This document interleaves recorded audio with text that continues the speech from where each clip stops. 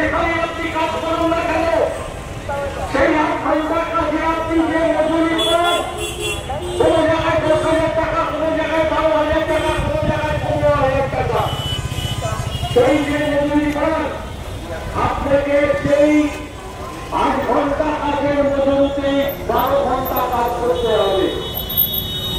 তারা শুনছেন আমাদের কথা, উত্তর আমাকে এসে দিতে হবে না, আপনারা মেনে নেবেন। আপনাকে 8 ঘন্টা কাজের মজুরি দিয়ে কাজ করালে আপনি মেনে নেবেন।